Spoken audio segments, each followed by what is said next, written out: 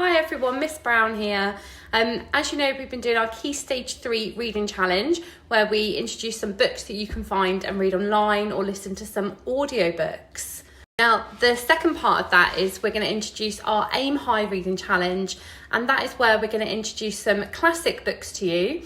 And what I've done is just asked some teachers to recommend some of their favourite classic books.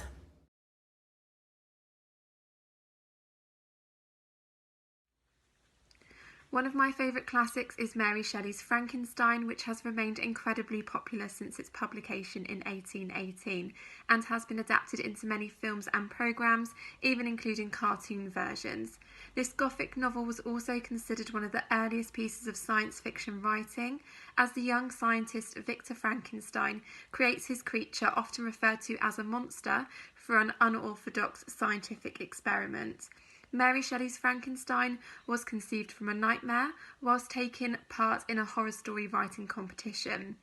The story focuses on the themes of ambition, revenge, dangerous knowledge and alienation, all of which make it an incredibly enjoyable, albeit incredibly disturbing read.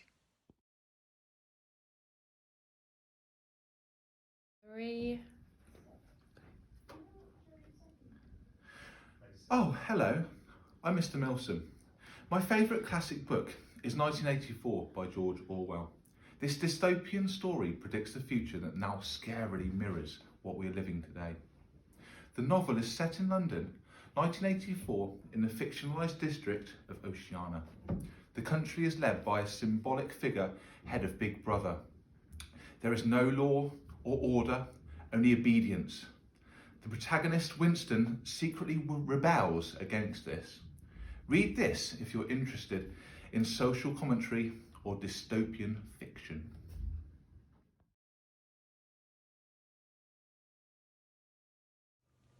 Hello, this is Mr. O'Connell, and I'm going to talk about one of my favourite books, which is this book, For Whom the Bell Tolls by Ernest Hemingway.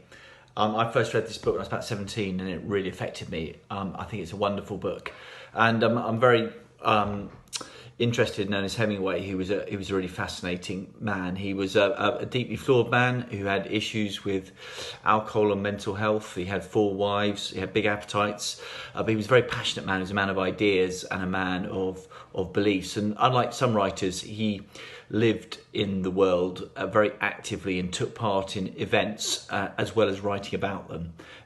He was in the First World War. Very late on as an American, he volunteered to go and fight in Italy. Actually worked on as a stretcher bearer, got injured, and later on he worked and lived in Spain and fell in love with Spain, and he got involved in the Spanish Civil War in the 1930s, which was a precursor to the Second World War. And he was involved very much in fighting against Franco and the fascists with the Republicans, who eventually lost. He was a journalist, but he always got involved. And this book, For Whom the Bell Tolls, is set in the Spanish Civil War, loosely based on some of his experiences, but it's very much a fictional novel, and it's about an American who's embedded with a group of Republican guerrillas, a group Republican soldiers who are working up in the hills, and they're planning a raid to blow up a bridge. So it's an action story, but really much more than that. It's about love and romance. It's very passionate, but it's about ideas and politics and trust and betrayal. It's about people, and it's both exciting and engaging and fascinating. It's beautifully written. Hemingway was a master of language and influences many other writers even now. He wrote in quite a new way as a modernist writer, and in this book he actually almost writes as if it's translated directly from the Spanish, so it takes a little bit of getting used to. It's very much different from what you might be used to reading, but once you sort of get used to that, it's actually really, really powerful and very simply written, but very beautifully.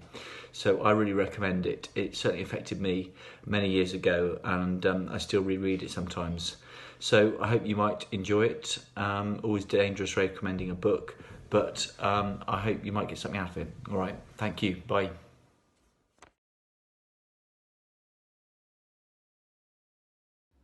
So my recommendation is Pride and Prejudice by Jane Austen.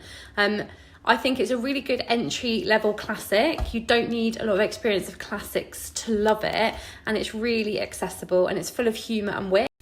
There's also a few really good adaptations of it. There's a 1995 BBC one, and there's also one with Keira Knightley on Netflix. So I always have to read the book and then watch the adaptation. I also think the characters are really lovely. Like, some of them are really funny. Mr. Bennett's hilarious. I also really like the female relationship. So the sisters have a really lovely example of what it is to be sisters, especially back in that period of time. It also has the best first line of a book, which is, "It is a truth universally acknowledged that a single man in possession of a good fortune must be in want of a wife." So it has lots of feminist kind of, commentary. I think as well, Jane Austen as a writer is really special because she was just a woman from a middle class family. She wrote mainly anonymously until she died. She died at 41, and she, made her way as a writer and did something that she loved. There are so many other books that we could recommend to you, and if you do ever want any more other recommendations, please let us know. Classics are really widely available free online and on YouTube, so get in touch and give it a go.